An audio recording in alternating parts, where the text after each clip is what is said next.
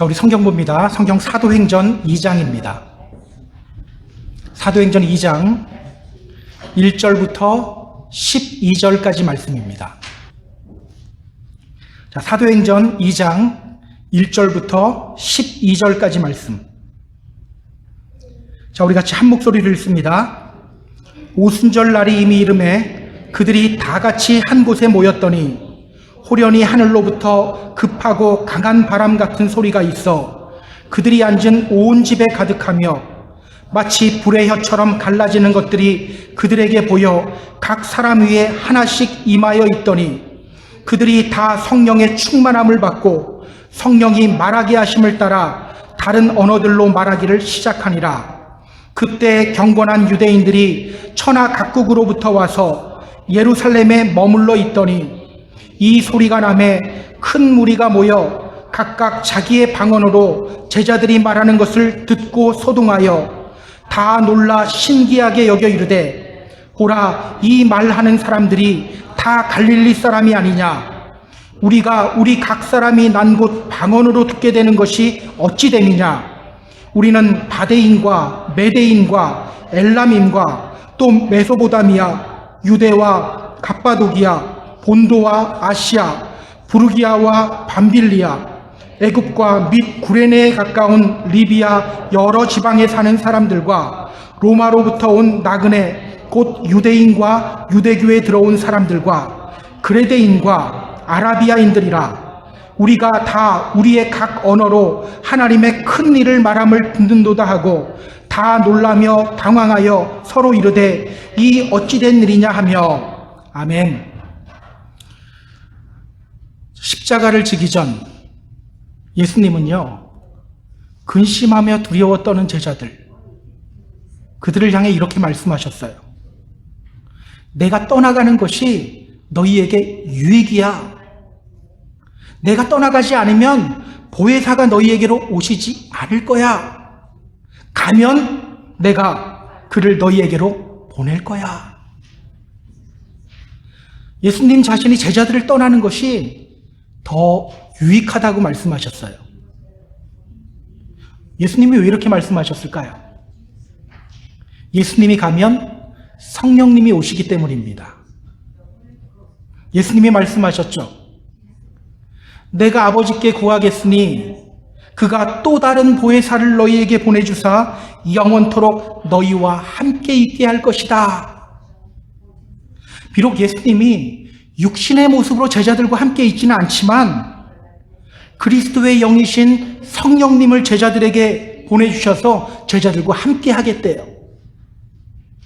그 성령님이 제자들을 진리로 인도하신대요. 그래서 예수님은 자신이 제자들을 떠나는 것이 더 유익이라고 말씀하신 거예요. 우리가 앞에서 확인했죠? 십자가에 달리시고 부활하신 후 예수님은 40일 동안 제자들과 함께 있으며 하나님 나라에 관한 일들을 알려주셨어요. 그리고 승천하시기 전 제자들에게 분부했습니다. 예루살렘을 떠나지 말고 내게서 들은 바 아버지의 약속하신 것을 기다리라. 요한은 물로 세례를 베풀었으나 너희는 몇 날이 못되어 성령으로 세례를 받으리라. 내가 지난번에 말했지? 내가 아버지께 구해서 성령 보내준다고 했지? 예루살렘 떠나지 말고 여기에 머물러 있어. 그러면 며칠이 못 돼서 성령 받게 될 거야. 이 말씀을 하시고 예수님은 하늘로 올라가셨어요. 자, 예수님이 승천하신 후에 제자들은 기도하기 시작했습니다. 어떻게 기도했죠? 열심히 그냥 기도했나요? 아니죠. 함께 모여 한 마음으로 끊임없이 기도했죠. 이 세 가지를 기억해야 됩니다. 함께 모여 한 마음으로 끊임없이 기도했어요. 그렇게 기도할 때 그들 안에서 변화가 일어나기 시작했죠. 베드로는요, 늘 말씀보다 자기 감정이 앞서는 사람이었어요. 그런 그가 자기 감정보다 말씀을 앞세우기 시작해요. 다른 제자들도 변했죠. 가룟 유다를 대신할 사도 한 명을 더 선출해야 된다는 말을 듣고 그들은요, 먼저 기도하기 시작해요. 그리고 하나님께 맡기며 제비를 뽑아요. 그렇게 마띠아가 12번째 사도로 선출되었어요. 자, 이렇게 기도하는 제자들에게 오늘 드디어 감동적이고 역사적인 사건이 일어나게 됩니다. 오늘 그들은요, 예수님의 약속대로 성령의 세례를 받게 됩니다. 자, 오늘 본문을 통해서 성경이 우리에게 전하는 메시지가 뭘까요? 우리 함께 확인해 보도록 하겠습니다. 자, 우리 본문으로 들어갈게요. 1절 보세요. 자, 1절 같이 읽습니다. 오순절 날이 이미 이름에 저희가 다 같이 한 곳에 모였더니. 자, 오늘 성경은 말합니다. 오순절 날이 이르렀다. 오순절 날이 이르렀다. 예수님의 명령대로 제자들은 예루살렘에 머무르고 있었어요. 그러던 중 오순절 날이 다가왔다는 겁니다. 오순절, 이 오순절이 어떤 날이죠? 유대인의 3대 절기 중에 하나예요. 6월절로부터는 딱 50일째 되는 날이에요. 이때에는요, 각 나라에 흩어져 살고 있던 유대인들이 다 예루살렘으로 와요. 그리고 처음 수확한 밀을 가지고 떡을 만들어서 제사를 지내요. 생각해 보세요. 이때 예루살렘의 분위기가 어땠을까요? 처음 수확한 밀을 가지고 제사를 지내요. 축제 분위기 아니었을까요? 그래서 오순절 축제라고도 합니다. 지금 예루살렘의 분위기는요, 떠들썩한 축제 분위기예요. 자, 그런데 이때 제자들은 뭘 하고 있죠? 저희가 다 같이 한 곳에 모였더니. 저희가 다 같이 한 곳에 모였다. 그들은 지금 마가의 다락방에 함께 모여서 뭐 하고 있을까요? 기도하고 있어요.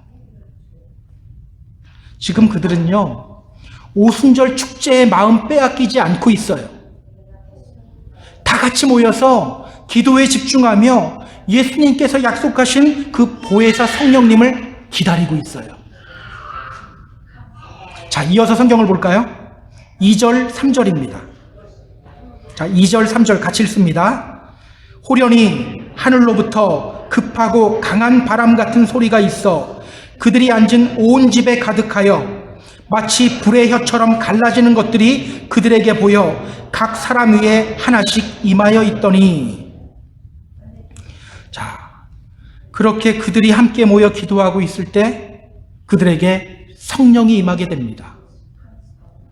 예수님이 말씀하셨죠? 너희는 몇 날이 못 돼서 성령으로 세례받을 거야. 드디어 그들이 성령으로 세례를 받아요. 여기서 우리가 주목해야 할 것이 있어요. 지금 그들은 성령으로 세례를 받고 있습니다. 성령의 역사가 어떤 현상으로 나타나고 있죠? 급하고 강한 바람 같은 소리가 그들 있는 곳에 가득하게 됩니다. 또 불의 혀처럼 갈라지는 것들이 각 사람 위에 하나씩 임하게 돼요. 급하고 강한 바람 소리, 그리고 불 가운데 임하게 돼요. 급하고 강한 바람 소리, 그리고 불. 여러분, 이게 뭘 상징할까요? 바람과 불, 이것이 뭘 상징할까? 어린 시절에 그 어머니를 따라 부흥 집회에 가면요, 부흥 강사님들 중에 꼭 이렇게 하는 분들이 있었어요. 자, 통성으로 기도합시다 하고서 이제 마이크에다 대고 계속 훅 하고 막 바람 소리를 막 내요. 그런 경우 못 보셨습니까? 막 바람 소리를 내요. 그리고는 이렇게 외쳐요. 불러 불러 불러 막 외치거든요. 그러면 그 소리를 들으면서 막 목이 찢어져라 열심히 기도했던 기억이 있어요. 여러분도 혹시 이런 경험 있지 않습니까?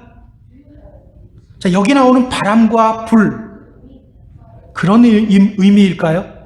바람이 불고 불이 나야 성령님이 온다는 걸까요? 그렇지는 않아요.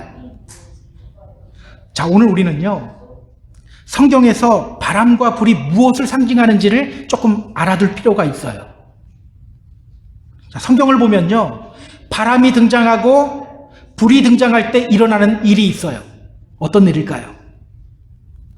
꼭 바람과 불이 등장하면 동시에 일어나는 일이 있어요. 자, 창세기 15장을 보면요, 하나님이 아브라함과 언약을 맺는 장면이 나옵니다.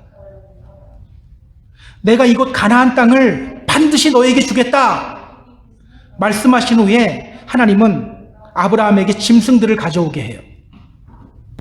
그리고 그 짐승들을 쪼개서 마주보게 해요. 이러한 방식은요, 아주 중요한 언약을 맺을 때 하는 방법이라고 말씀드렸어요. 목숨을 건 중요한 언약을 할 때 이런 식으로 짐승을 쪼갭니다. 그리고 언약 계약하는 당사자 둘이서 그 쪼개진 짐승 사이를 같이 지나가요. 누구든지 계약을 어길 때에는 여기 있는 이 짐승들과 같이 죽을 것이다, 이런 의미입니다. 그때 하나님은요, 아브라함을 깊게 잠재워요. 그리고 하나님 혼자서 그 쪼개진 짐승 사이를 지나가요. 왜 하나님 혼자 지나갔을까요? 우리 인간은 언약을 지킬 힘이 없기 때문입니다. 그래서 하나님이 언약 세우시고 하나님이 지키시겠다는 거예요. 창세기 15장 17절을 보면요, 그 장면을 이렇게 묘사하고 있습니다. 해가 져서 어두울 때 연기나는 화로가 보이며 타는 횃불이 쪼갠 고기 사이로 지나더라. 타는 횃불이 쪼갠 고기 사이로 지나더라. 자, 하나님이 어떤 모습으로 임재하셨습니까? 불로 임재하셨어요. 그러고 보면 모세에게 임재하실 때에도 이렇게 임재하셨죠? 불로 임재하셨어요. 출애굽기 3장 2절 이렇게 말하죠. 여호와의 사자가 떨기나무 가운데로부터 나오는 불꽃 안에서 그에게 나타나시니라. 불은요, 하나님의 임재를 상징해요. 불은 나오는데 바람이 안 나오죠. 우리 성경 한 군데만 좀 찾아볼게요. 열왕기상 19장 11절 12절입니다. 열왕기상 19장 11절 12절. 두려워 떨고 있는 엘리야 선지자에게 하나님이 임재하시는 장면이에요. 자, 찾으신 분들 같이 읽어볼까요? 여호와께서 이르시되 너는 나가서 여호와 앞에서 산에 서라 하시더니 여호와께서 지나가시는데 여호와 앞에 크고 강한 바람이 산을 가르고 바위를 부수나 바람 가운데 여호와께서 계시지 아니하며 바람 후에 지진이 있으나 지진 가운데서도 여호와께서 계시지 아니하며 또 지진 후에 불이 있으나 불 가운데서도 여호와께서 계시지 아니하더니 불 후에 세미한 소리가 있는지라. 자, 하나님이 엘리야 선지자에게 나타나실 때 어떤 현상이 나타났습니까? 크고 강한 바람이 산을 가르고 바위를 부쉈어요. 또 지진 후에 불이 일어났어요. 그 후에 주님이 세미한 음성으로 말씀하시기 시작하셨어요. 그렇다면 여러분, 바람과 불, 이것이 상징하는 것이 무엇입니까? 하나님의 임재를 상징합니다. 하나님의 임재. 하나님이 임재하실 때 때로는 불꽃 가운데서 나타나시기도 하시고요, 때로는 바람과 불 가운데서 나타나시기도 하셔요. 그러니까 지금 성경은요, 제자들이 성령 세례 받는 장면을 하나님이 임재하시는 장면으로 묘사하고 있는 거예요. 단순히 불 받는 장면이 아니라 하나님이 임재하시는 장면, 하나님이 오시는 장면으로 묘사하고 있는 거예요. 자, 4절 볼까요? 4절. 그들이 성령의 충만함을 받고 성령이 말하게 하심을 따라 다른 언어들로 말하기를 시작하니라. 그들이 성령의 충만함을 받고, 그렇게 하나님의 임재를 경험한 제자들, 그들을 향해 성경이 뭐라고 말합니까? 그들이 성령의 충만함을 받았다. 그들이 성령의 충만함을 받았다. 이것을 구약에서는 어떻게 표현하죠? 여호와의 신이 내게 임했다. 여호와의 영이 내게 임했다. 이렇게 표현하고 있는 거예요. 자, 그렇다면 여러분, 성령 충만이란 무엇을 의미합니까? 성령 충만. 우리는 성령 충만한 삶을 조금 오해하는 경향이 많아요. 갑자기 눈물 콧물이 나고 마음이 뜨거워지는 것이 성령 충만한 거라고 생각해요. 몸이 방방 뜨고 예언하고 방언하고 병 고치는 은사, 이런 초자연적인 현상 나타나는 것, 이것이 성령 충만한 거라고 생각해요. 물론 성령 충만하게 되면요, 마음이 뜨거워지고 눈물 콧물 다 쏟아요. 방언받기도 하고요, 어떤 사람들은 예언하고 병을 고치는 일이 일어나기도 해요.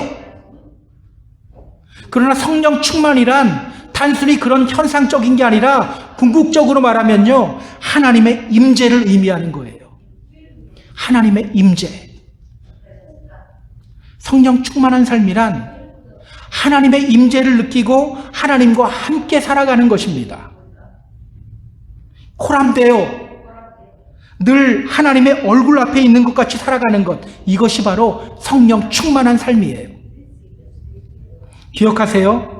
성령 충만이란 하나님의 임재를 경험하는 삶입니다. 하나님의 임재를 경험하는 삶. 저희 집에 아이들이 없고 저랑 저희 집사람 둘만 있으면요, 그렇게 좋아요. 너무 좋아요. 왜냐면요, 아이들이 있을 때 왜 이렇게 엄마를 찾아야 되는지 모르겠어요. 엄마, 내 옷 뭐 어디 있어요? 엄마, 배고파요? 그런 아이들이 옆집으로 놀러가고 친구 집으로 놀러가고 아무도 없잖아요. 그럼 그렇게 좋아요. 왜냐하면 그때서부터 조용하게 저랑 저희 집사람 대화를 나눌 수가 있거든요. 보통 때는 못 나눠요. 서로 얘기 나누고 있다 보면 우리 막내가 계속 끼어들어요. 여러분, 하나님의 임재를 경험한다는 것은요, 그렇게 내 안에 계신 하나님을 느끼며 그분의 음성에 귀를 기울이고 그분의 음성 듣고 그분과 교제하고 그분의 말씀에 순종하는 삶을 살아가는 것, 이것이 바로 하나님의 임재를 경험하는 것이고 이것이 바로 성령 충만한 삶을 살아가는 것입니다.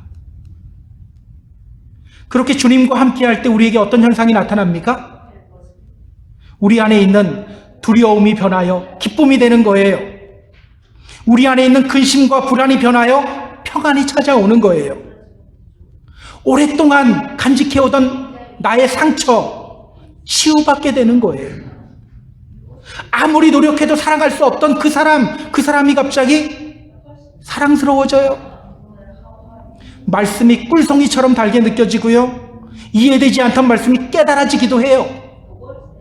어떤 분들은 그러다 보면 방언을 받기도 하고 또 예언을 받기도 하는 거예요.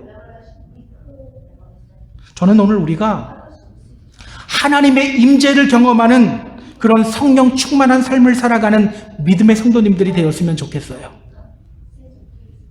사실 오늘 제자들이 이렇게 하나님의 임재를 경험했다는 것은요, 굉장히 큰 의미를 가지고 있어요. 구약 성경을 보면요, 이러한 하나님의 임재는요, 특수한 목적을 위해서 특정한 사람들에게만 주어졌어요. 예를 들어 볼까요? 민수기 11장을 보면요, 이스라엘 장로 70명에게 여호와의 영이 임하는 장면이 나옵니다. 이들이 잘해서 여호와의 영이 임했을까요? 아니에요. 이들은 모세에게 막 불평했어요. 그것 때문에 모세가 막 지쳐있게 됩니다. 그때 하나님이 모세에게 말씀하셔요. 백성들의 장로 70명 한 곳으로 모아라. 그리고 그들에게 여호와의 영을 부어주시고 그들은 그때 막 예언을 하기 시작해요. 이때 이해할 수 없는 일도 벌어집니다. 당시에 엘닷과 메닷이라고 하는 장로들이 있었어요. 근데 이들은요, 모세가 모이라고 할 때 모이지 않았어요. 모세에게 끝까지 대항하며 있었어요. 그런데 하나님은요, 그런 그들에게도 하나님의 영을 부어주셔서 예언하게 만들었어요. 그렇게 모세 혼자 짐을 담당하는 것이 아니라 함께 짐을 담당하게끔 하나님이 만들어주셨어요. 이들이 원한 게 아니에요. 특수한 목적으로 특정인에게 부어줬던 거예요. 또 사무엘상 10장을 보면요, 사울도 하나님의 영을 받아요. 사무엘로부터 기름 부음 받았지만 사울은 여전히 두려워합니다. 사울은요, 겁쟁이였어요. 그런 그에게 하나님의 영이 임했고 그가 새 사람이 됩니다. 성경이 말해요. 내게는 여호와의 신이 크게 임하리니 너도 그들과 함께 예언을 하고 변하여 새 사람이 되리라. 그렇게 그가 여호와의 영에 감동되었을 때 겁쟁이였던 그가 갑자기 일어나기 시작해요. 이스라엘 백성을 괴롭히는 암몬 족속들, 그 사람들에게 달려가서 전쟁 치르고 그들을 물리쳐버려요. 이렇게 하나님의 영이 임하는 것, 하나님의 임재를 경험하는 것은요, 구약을 보면 하나님이 특수한 목적으로 특정인에게만 부어주던 것이었어요. 자, 그런데 오늘 본문 보세요. 어떤 사람들이 성령의 충만함을 받게 되었죠? 성경이 이렇게 말하죠. 그들이 다 성령의 충만함을 받고, 그들이 다 성령의 충만함을 받았다. 거기에 모여서 기도하고 있는 사람 모두가 다 성령의 충만함을 받게 되었어요. 이것이 무엇을 의미합니까? 우리 역시 하나님의 임재를 경험할 수 있고 우리 역시 성령 충만함을 경험할 수 있다는 거예요. 이제 하나님께서는요, 특수한 목적으로 특수한 특정인에게만 성령을 부어주는 것이 아니라 기도하며 자기를 버리고 말씀 위에 서는 사람들에게 성령 충만함을 부어주신다는 거예요. 다시 한번 복습할까요? 기도할 때 우리 안에서 어떤 일이 일어나죠? 베드로와 같이 내 감정이나 계획을 앞세우지 않고 말씀 속으로 들어가며 말씀을 앞세우게 돼요. 예전에는 내 감정대로 살았는데 기도하면서 어떻게 변하냐면 내 감정이 죽고 말씀이 살게 돼요. 그러면 말씀이 우리 안에서 역사하게 되겠죠.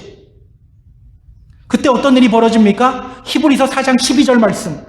하나님의 말씀은 살아있고 활력이 있어 좌우의 날선 어떤 검보다도 예리하여 혼과 영과 및 관절과 골수를 찔러 쪼개기까지 하며 또 마음의 생각과 뜻을 판단하신다. 여기 나온 쪼개다라는 말은요, 우리 칼이니까 뭐 푹 찌른다 이런 의미로 받아들이는데 그렇지 않아요. 쪼개다라는 말은요, 헬라어 성경을 보면 메리스모스라는 단어인데요, 이게 to divide, 구분하다, to separate, 분리하다라는 뜻이에요. 말씀이 어떻게 한다고요? 우리의 혼과 영을 분리시켜버린다는 거예요.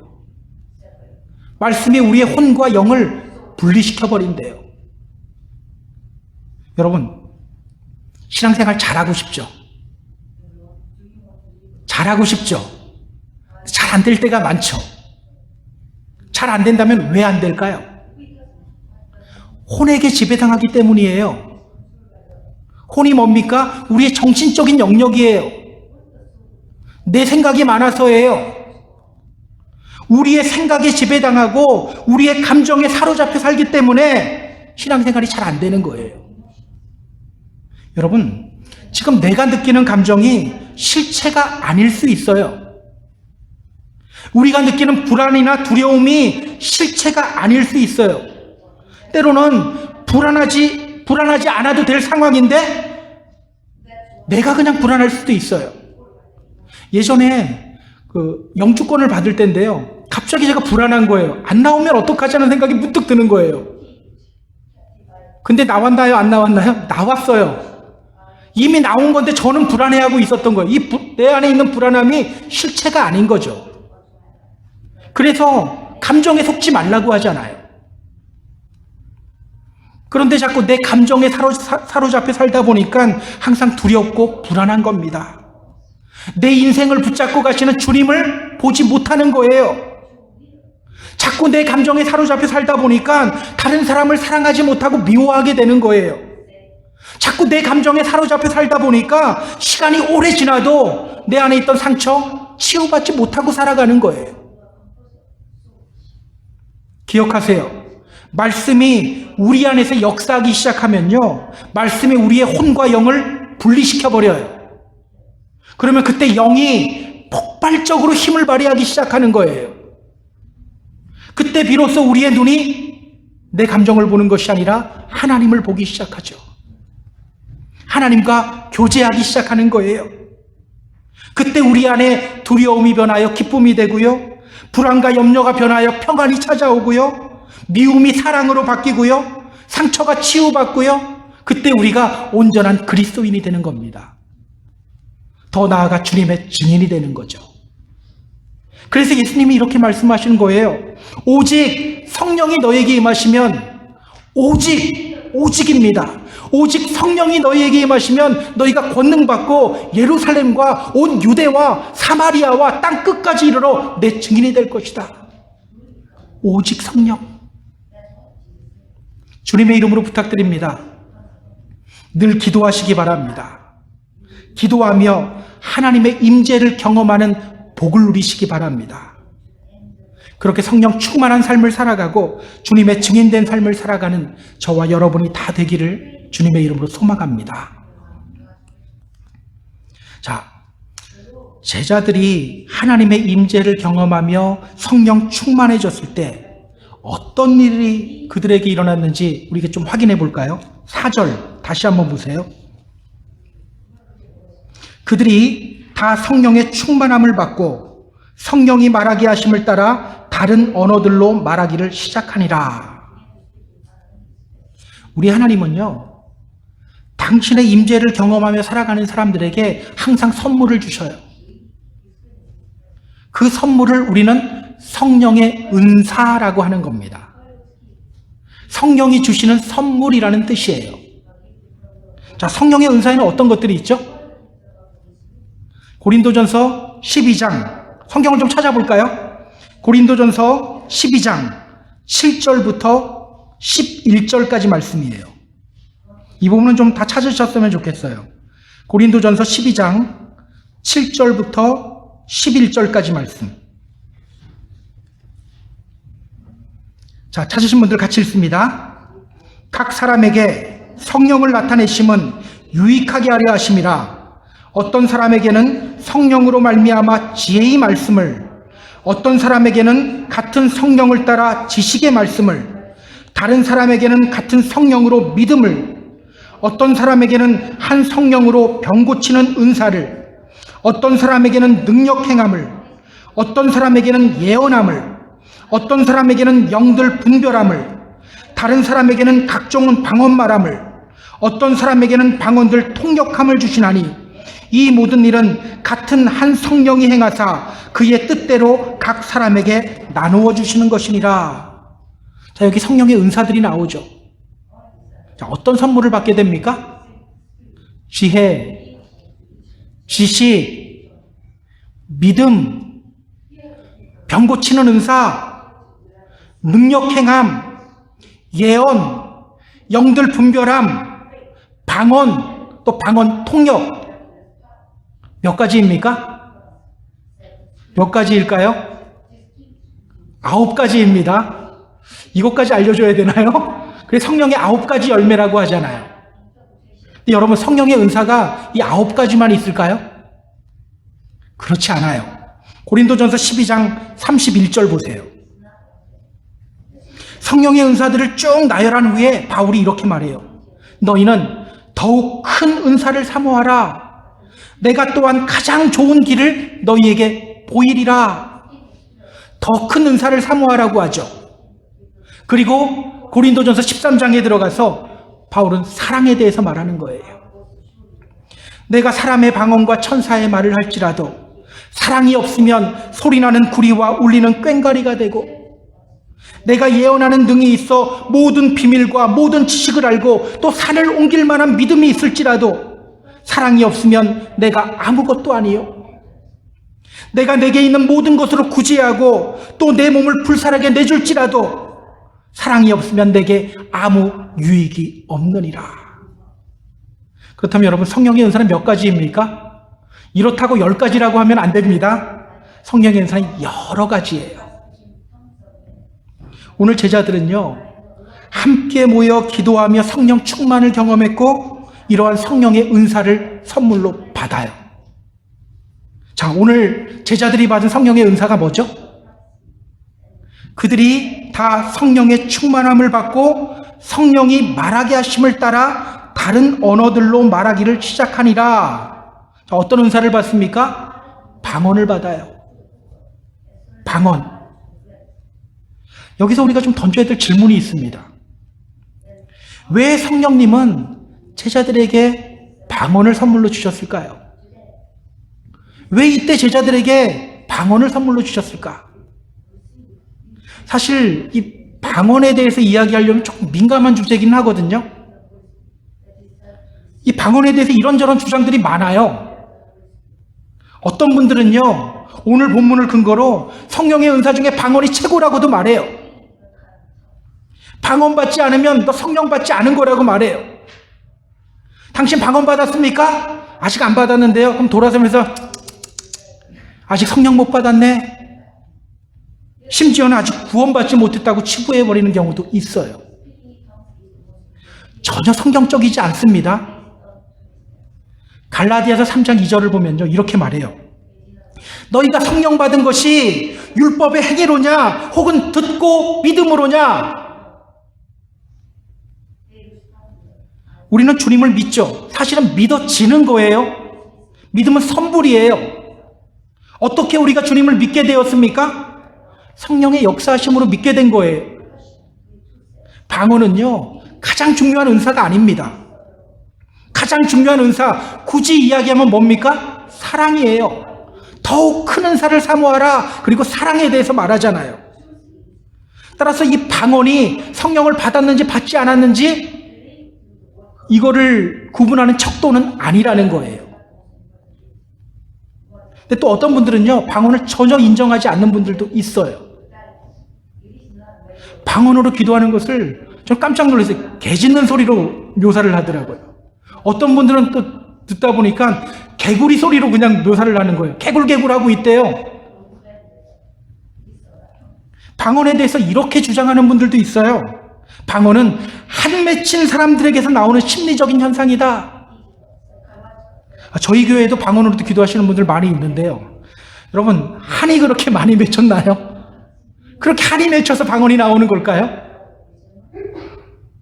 저는 방언을 인정하지 않는 것도 잘못이라고 생각해요. 방언을 인정하지 않는 교단에 한 교수님이 있었어요. 그분은요, 이 방언에 대해서 굉장히 비판적인 시각 가지고 있었어요. 방언하면 안 돼 그랬어요. 이게 웬일입니까? 그분이 기도하다가 방언 받았어요. 여러분, 지금도 방언의 은사들은요, 우리 믿음의 성도들에게 계속해서 나타나고 있어요. 보통 저는 어떤 교단에서 방언을 인정하지 않는지 다 알아요. 근데 거기 있는 분들하고 대화하다 보면 방언 받았다는 분들 되게 많아요. 또 그 교단 목사님인데 방언 받아야 된다고 이야기하는 분들도 있대요. 여러분, 지금도 방언의 역사는요, 무수하게 일어나고 있어요. 그런데 그런 현상을 굳이 우리가 무시하고 부인하면 안 되는 거예요. 우리 교회에도요, 방언으로 기도하시는 분들 꽤 있어요. 저는 그분들의 기도 소리가 개 짖는 소리로 들리지 않고요, 개구리 소리로 들리지 않아요. 아름다운 하늘의 언어로 들려요. 자, 그렇다면 여러분, 왜 성령님은 이때 제자들에게 방언을 선물로 주셨을까요? 여러분, 성령의 은사는요, 이상하고 초자연적인 현상 너 한번 경험해봐 이래서 주는 게 아니에요. 자기를 자랑하기 위함도 아니에요. 교회를 유익하게 하기 위해서 성령님이 우리에게 주시는 선물입니다. 고린도전서 12장 7절 말하죠. 각 사람에게 성령을 나타내심은 유익하게 하려 함이라. 여기서 유익은요, 개인적인 유익이 아니에요. 공동체의 유익이에요. 고린도 교회 안에는요, 방언하는 사람들이 많았어요. 예언하는 사람들도 많았어요. 그런데 그게 다 자기 자랑이 돼버린 거예요. 다른 사람들 업신여기는 도구가 되어버렸어요. 너 방언할 줄 알아? 못하는데 너는 아직 아니야. 너 예언해? 나는 예언해. 너 방언 난 더 큰 거 해. 막 이랬던 거예요. 그래서 바울이 외치죠. 성령의 은사는 사람들을 업신여기고 자신을 드러내기 위함이 아닙니다. 교회를 유익하게 하기 위함입니다. 에베소 교회를 향해서도요, 바울은 또 이렇게 말해요. 이는 성도를 온전하게 하며 봉사의 일을 하게 하며 그리스도의 몸을 세우려 합니다. 그러니까 성령의 은사는요, 믿음의 성도들과 교회를 세워서 복음의 증인으로 서게 하기 위함입니다. 그렇게 하기 위해서 하나님이 가장 적절한 때에 가장 적절한 것으로 주시는 거예요. 자, 그렇다면 우리 본문으로 다시 돌아보죠. 오늘 제자들이 방언의 은사를 받게 된 이유가 뭘까요? 지금이 어떤 절기죠? 오순절.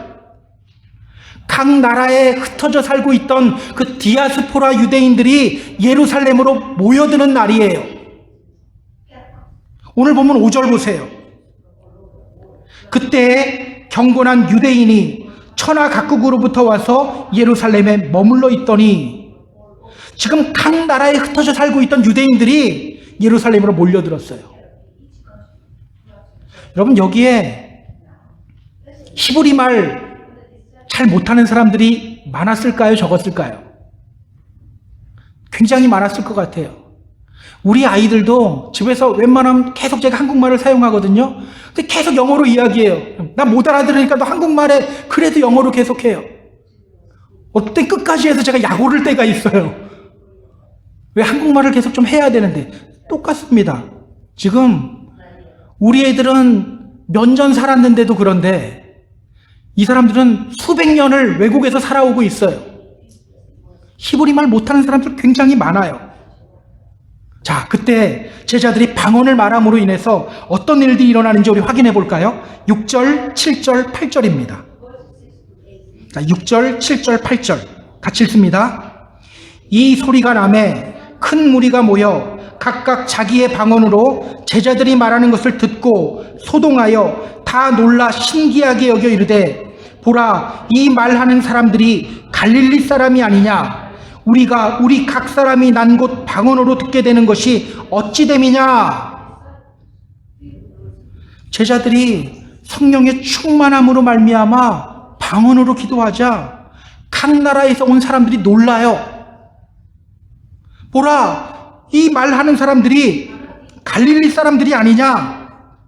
우리 각 사람이 난 곳 방언으로 듣게 되는 것이 어찌 됨이냐? 이 사람들 갈릴리 사투리 쓰는 갈릴리 촌놈들인데 언제 제2외국어를 배웠지? 이렇게 되는 거예요. 언제 우리나라에 와서 우리나라 말까지 배웠지? 이렇게 되는 거예요.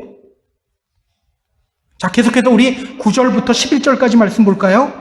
자, 9절, 10절, 11절 같이 읽습니다.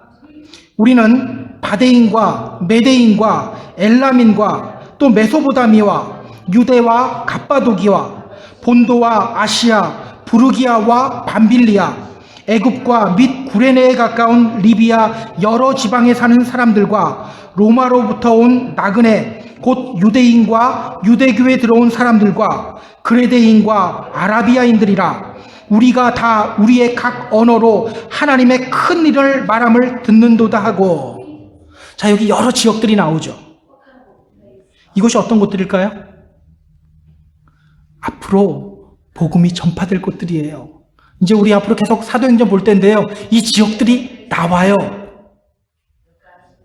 특히 갑바도기아는요, 지금 터키 지역인데요, 이곳에서 많은 사람들이 핍박을 많이 받았어요. 그래서 여기서 사람들이 자기 믿음 지키기 위해 땅을 파고 들어갔어요. 그 지하도시가 36개나 발견되었어요. 어떤 지하도시는요, 지하 20층까지 내려가요. 로마는 어떻습니까? 사도행전 마지막 장을 보면요, 바울이 로마에 가서 복음을 전파하는 장면으로 끝이 나요. 바울이 죽는 장면으로 끝나는 게 아니라 바울이 복음 전파하는 장면으로 끝이 나요. 그렇다면 여러분, 이때 성령님이 제자들에게 방언 주시는 이유가 뭡니까? 방언이 가장 중요하고 기초가 되는 성령의 은사이기 때문이 아니라 이때 반드시 필요한 은사였던 거예요. 복음 전파를 위해서 방언의 은사가 꼭 필요했기 때문이에요. 지금 사람들이 뭐라고 말하는지 보세요. 우리가 다 우리의 각 언어로 하나님의 큰 일을 말함을 듣는도다. 히브리 말 이제는 잊어버리고 잘 못 알아듣던 이 사람들이 어떻게 해요? 자기 나라 말로 하나님의 큰 역사하심을 듣고 있는 거예요. 앞으로 우리가 확인하게 될 거예요. 복음이 들어가는 것마다 대폭발이 일어나요. 그래서 복음의 능력이라고 하잖아요. 이 능력이라는 말이 두나미스라는 말입니다. 두나미스에서 무슨 말이 나오냐면 다이너마이트라는 말이 나오는 거예요.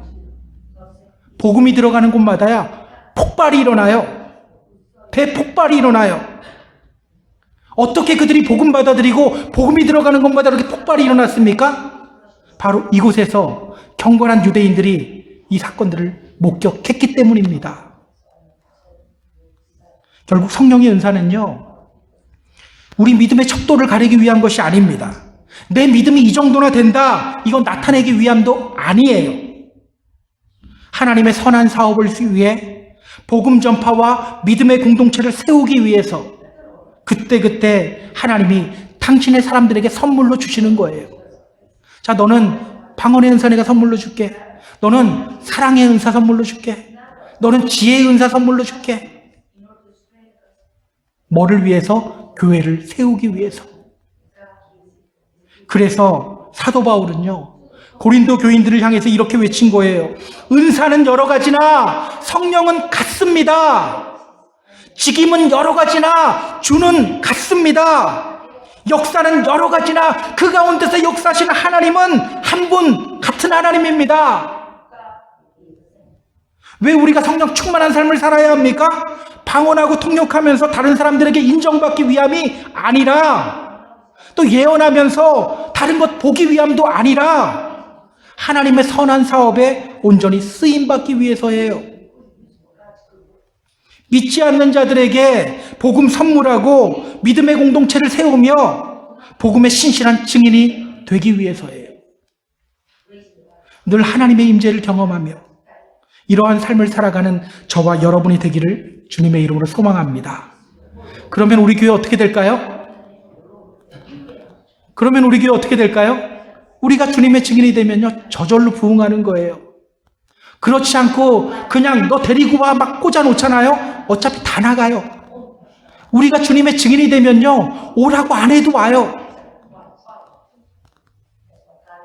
자, 이제 말씀을 정리할게요. 우리 사랑하는 펜사콜라 한인교회 성도 여러분, 오늘 제자들은요, 다른 것에 마음 빼앗기지 않았어요. 함께 모여 기도하다가 성령 충만을 받았어요. 오늘 제자들이 경험한 그 오순절 성령의 역사가 우리 각 가정 안에, 또 이 믿음의 공동체 안에 일어나게 되기를 주님의 이름으로 소망합니다. 성령 충만이란 하나님의 숨결을 느끼는 거고요, 하나님의 음성을 듣는 거고요, 하나님의 임재를 경험하는 삶을 살아가는 거예요. 우리 주님은 이미 우리 안에 계십니다. 그 주님이 계속해서 지금도 말씀하고 계셔요. 그 음성에 민감하게 반응하시기 바랍니다. 자꾸 귀 닫지 마세요. 피곤하다, 바쁘다라는 이유로 자꾸 귀 닫지 마세요. 우리 안에 계시는 그 주님 느끼며 그분의 음성에 귀를 기울이시기 바랍니다. 우리의 삶이 반드시 변화됩니다. 두려움이 변해서 기쁨이 됩니다. 불안과 근심이 변해서 평화가 됩니다. 치유받지 못한 상처가 치유되게 됩니다. 그때 온전히 하나님께 쓰임받는 믿음의 성도가 되고 그리스도 십자가의 부활의 증인이 되는 거예요. 오순절 성령의 역사를 경험함으로 말미암아서 늘 주님과 함께하고 주님의 기쁨이 되는 삶을 살아가는 저와 여러분 다 되기를 주님의 이름으로 축복합니다. 축복합니다.